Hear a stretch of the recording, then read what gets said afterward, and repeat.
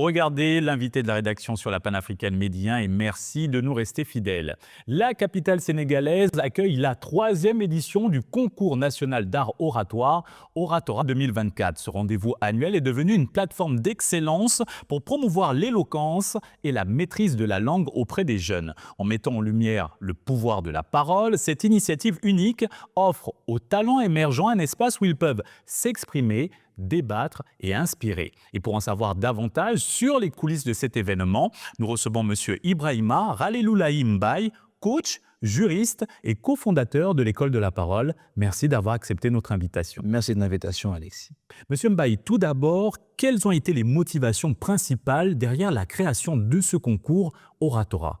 Justement, créer une occasion, créer un moment, créer un espace dans lequel des jeunes talentueux ayant la volonté de dire quelque chose, de transmettre une idée ou une ambition, de pouvoir parler en public. Et justement, cet oratorat, ce concours, était l'occasion, le prétexte, justement, pour permettre à ces jeunes, avec un sujet d'actualité, de venir s'exprimer. Comment décririez-vous l'évolution de cet événement depuis sa première édition? La première chose à noter, c'est que l'oratorat évolue avec la société.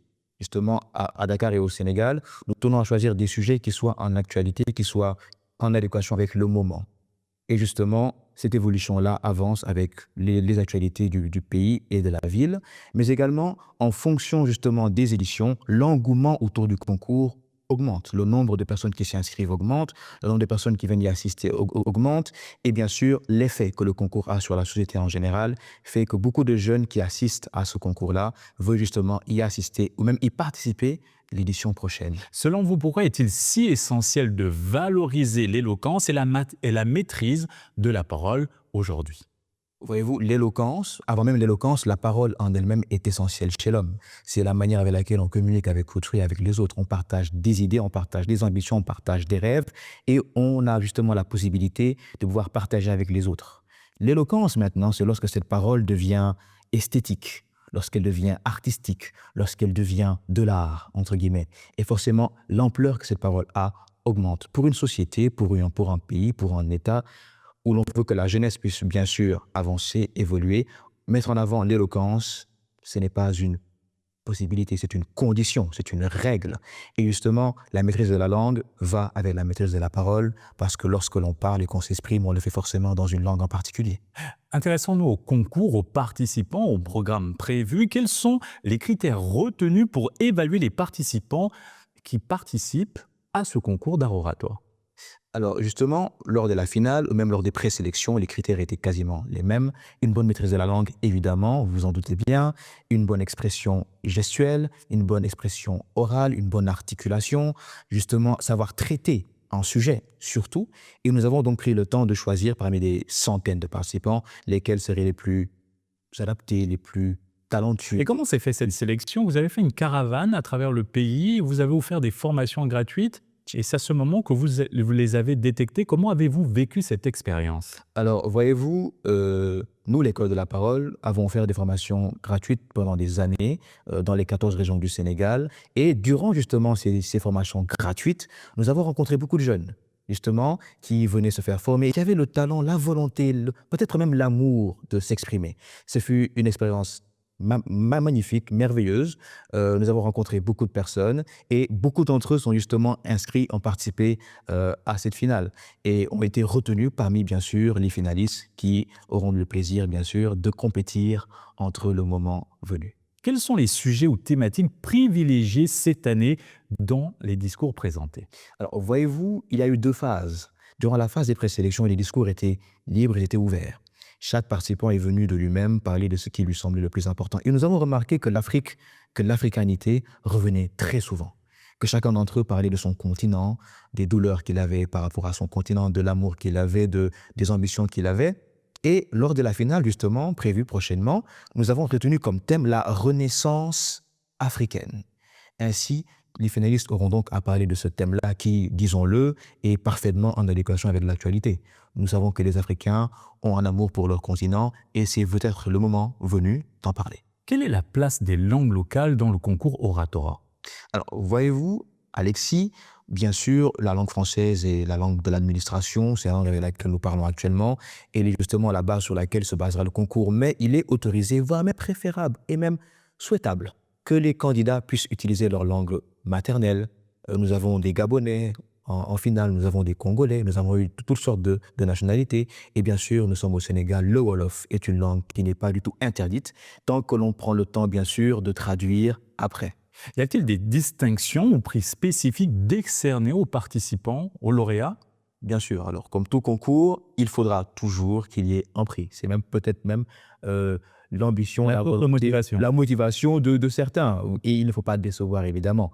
Il y a le prix des 3 premiers, le troisième, le deuxième et le premier, avec bien sûr des lots, des trophées, des livres, comme il faut. Il y a aussi un prix du public. Parce que justement, c'est même un prix assez spécial, parce que nous savons qu'un orateur, quelqu'un qui prend la parole en public, crée une relation quasi profonde. Ça sera le choix du public. Oui, le public choisira. Le public qui a le candidat qui a le plus ébahi le public. Nous savons que quand il y aura un jury qui va juger de manière profonde les différents discours, mais parfois le public, assez simpliste, peut apprécier un discours en particulier. Et forcément, il faudra que ce discours-là, aimé de tous, puisse au moins recevoir la récompense qu'il mérite. C'est donc un prix du public en plus des 3 premiers prix. Comment accompagnez-vous les candidats pour leur préparation? Alors, justement, la formation gratuite qui a eu lieu leur a permis, bien sûr, d'obtenir toutes sortes de connaissances relativement à ça. Et bien sûr, lors d'éditions précédentes, nous avons pris le temps de prendre les finalistes et de les former spécialement. Nous savons que ce sont des orateurs expérimentés, talentueux. Pour arriver en finale, il y a un minimum. Néanmoins, il faudra qu'on les pousse davantage pour qu'ils puissent eux-mêmes, de leur côté, renforcer leurs capacités pour nous offrir une finale des plus spectaculaires. En tant qu'organisateur, quels sont les aspects les plus enrichissants pour vous dans l'organisation d'un tel événement? Déjà, l'expérience d'organiser, évidemment, ça n'a pas de prix. Les rencontres, surtout. Bien sûr, je tiens à le préciser également, la présence du ministère de l'Éducation, la présence du ministre de l'Éducation, de la ministre de la Jeunesse et même du directeur du Fonds de financement professionnel et technique, le 3FPT, sont des rencontres que nous avons eu à faire, justement avec les instituts publics, afin de pouvoir bien sûr organiser ce concours-là. Nous les remercions bien sûr de cet appui. Et c'est donc un avantage et un enrichissement extrême. Bien sûr, le rapprochement que nous avons eu avec la jeunesse, voyez-vous, puisqu'ils sont très intéressés par ce genre de choses, ils veulent écouter les jeunes parler, ils veulent eux-mêmes parler. Forcément, à force d'organiser son cours chaque année, nous rencontrons beaucoup de jeunes qui peut-être avaient peur de s'engager dans ce genre de choses. Et c'est Parlons justement de peur d'engagement. Quels Parlons-en. conseils donneriez-vous aux jeunes qui hésitent à participer à ce concours? Déjà, le fait de reconnaître qu'hésiter, c'est normal, c'est naturel. Lorsqu'on a peur, lorsqu'on a une certaine crainte justement du public du concours, parce que compétir, ça demande un certain cran. De dire que je vais compétir et je vais gagner. Tout de même, c'est pas n'importe qui se tente à ce genre de choses. Néanmoins, si on a seulement l'envie, la raison pour laquelle il y a une envie en vous de participer, signifie peut-être que vous devriez tenter votre chance. Et de toutes les manières, il n'y a pas d'échec, il n'y a pas de perte, il n'y a pas tout ce qu'on peut faire, c'est participer et espérer bien sûr que le travail, que la passion, que l'engagement fera une amélioration et nous fera peut-être gravir les échelons pour, espérons-le, remporter les prix. Coach Mbaye, comment faire pour que l'art oratoire soit davantage valorisé dans notre système éducatif? Déjà, reconnaître sa puissance, reconnaître son importance, savoir que l'art oratoire, ce n'est pas que du spectacle, c'est également de l'utilité pour une société. Et la meilleure manière justement pour que cet art oratoire-là puisse être revalorisé, ce n'est pas parce que l'art oratoire a une valeur déjà intrinsèquement parlant. Dans l'histoire de l'humanité, des orateurs ont longtemps parlé. Les autorités savent que l'art oratoire est important et extrêmement puissant. Peut-être ça n'a pas toujours été une priorité pour eux. Bien sûr, le conseil le meilleur que je puisse donner, c'est de faire en sorte que les enfants, dès le plus jeune âge, puissent commencer à prendre la parole afin que ce complexe ne s'installe pas, que cette peur ne s'installe pas. Et bien sûr, veiller à ce que dans les universités, veiller à ce que peut-être au bac, qu'il y ait une épreuve orale plus poussée pour permettre bien sûr à ces jeunes très tôt de se lancer dans la prise de parole et afin bien sûr de leur permettre également d'avoir de moins en moins peur pour qu'ils n'hésitent pas justement à participer à ce genre de concours.